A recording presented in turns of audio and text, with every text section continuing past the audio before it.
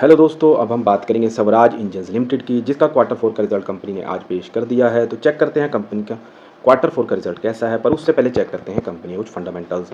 अगर दोस्तों बात करें कंपनी के मार्केट कैप की, तो कंपनी का मार्केट कैप है 2902 करोड़, जो कि एक स्मॉल कैप कंपनी है। उसके बाद दोस्तों बात करें कंपनी की पीई रेशो की, प्राइस टू अर्निंग रेशो की, वो है दोस्तों 21। तो देखने में दोस्तों कंपनी की वैल्यूएशन अच्छी लगती है, पर फिर भी चेक करेंगे पीएस के साथ कंपैरिजन में कि कंपनी की वैल्यूएशन कहाँ पर स्टैंड कर रही है। उसके बाद दोस्तों बात करें आरओसीई की, रिटर्न ऑन कैपिटल एम्प्लॉयड, वो है दोस्तों 52%, जो कि एक बहुत ही ज़्यादा अच्छी आरओसीई है। उसके बाद बात करें दोस्तों आरओआईसी की, रिटर्न ऑन इन्वेस्टेड कैपिटल, वो भी है दोस्तों 43.6%, जो कि एक बहुत ही ज़्यादा अच्छी रिटर्न ऑन इन्वेस्टेड कैपिटल है। इसके बाद बात करें दोस्तों डेट टू इक्विटी रेशो की, तो डेट टू इक्विटी रेशो दोस्तों 0.00। तो कंपनी पर दोस्तों किसी भी तरह का कोई भी यहाँ पर डेट नहीं है और कंपनी एक डेट फ्री कंपनी है। इसका दोस्तों बात करें प्रमोटर होल्डिंग की, तो प्रमोटर होल्डिंग है दोस्तों 52.1%, जो कि एक अच्छी प्रमोटर होल्डिंग है। इसके बाद दोस्तों बात करें पब्लिक होल्डिंग की, तो पब्लिक होल्डिंग है दोस्तों 36.2%, जो कि एक हल्की सी ज़्यादा पब्लिक होल्डिंग हम यहाँ पर कह सकते हैं। तो ओवरऑल दोस्तों बात करें कंपनी के फंडामेंटल्स की, तो कंपनी के फंडामेंटल दोस्तों काफ़ी ज़्यादा अच्छे हैं।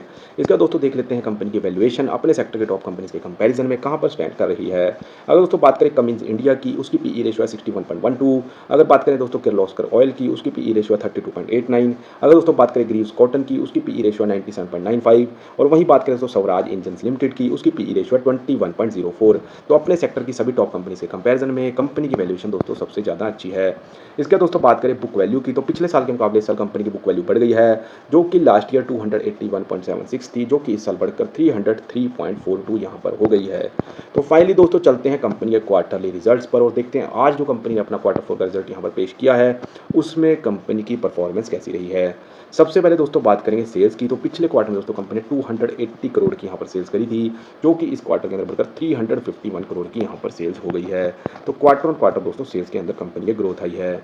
इसका दोस्तों बात करें कंपनी के नेट प्रॉफिट की, तो नेट प्रॉफिट दोस्तों पिछले क्वार्टर में दोस्तों 24 करोड़ का यहाँ पर नेट प्रॉफिट कंपनी ने जनरेट किया था, जो कि इस क्वार्टर के अंदर बढ़कर 35 करोड़ का यहाँ पर नेट प्रॉफिट कंपनी ने जनरेट किया है। तो क्वार्टर ऑन क्वार्टर दोस्तों नेट प्रॉफिट में भी यहाँ पर ग्रोथ आई है। अगर दोस्तों बात करें क्वार्टर ऑन क्वार्टर रिजल्ट की, तो क्वार्टर ऑन क्वार्टर रिजल्ट दोस्तों कंपनी का काफ़ी ज़्यादा पॉजिटिव आया है। इसके दोस्तों बात करते हैं year on year quarterly result की और देखते हैं यहाँ पर कंपनी की परफॉर्मेंस को। अगर दोस्तों बात करें सेल्स की, तो पिछले साल इसी क्वार्टर में कंपनी ने दोस्तों 360 करोड़ की यहाँ पर सेल्स करी थी, जो कि इस साल इस क्वार्टर के अंदर गिरकर 351 करोड़ की यहाँ पर सेल्स कंपनी की हुई है।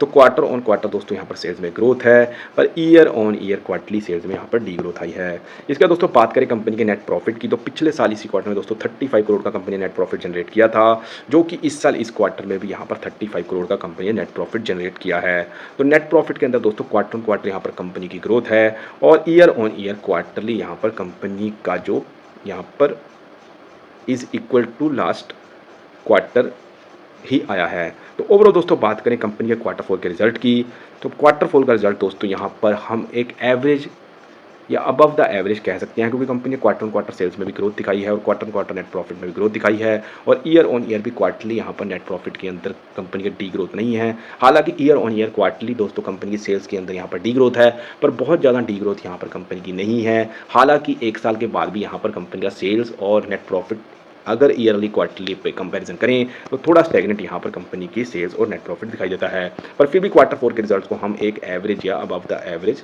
रिजल्ट यहाँ पर कंसीडर कर सकते हैं। उसके दोस्तों बात करें कंपनी के टोटल एसेट्स की, तो पिछले साल कंपनी के जो टोटल एसेट्स थे दोस्तों 536 करोड़ के थे, जो कि इस साल बढ़कर 557 करोड़ के यहाँ पर टोटल एसेट्स हो गए हैं। उसके बाद बात करें दोस्तों कैश फ्लो की, तो कैश फ्लो ऑपरेटिंग एक्टिविटीज दोस्तों कंपनी का हमेशा ही पॉजिटिव रहा है और मार्च 2023 के बाद भी यहाँ पर कैश फ्लो पॉजिटिव बना हुआ है, जो कि कंपनी के लिए काफ़ी ज़्यादा जरूरी होता है। तो फाइनली दोस्तों चलते हैं कंपनी के शेयर होल्डिंग पैटर्न पर।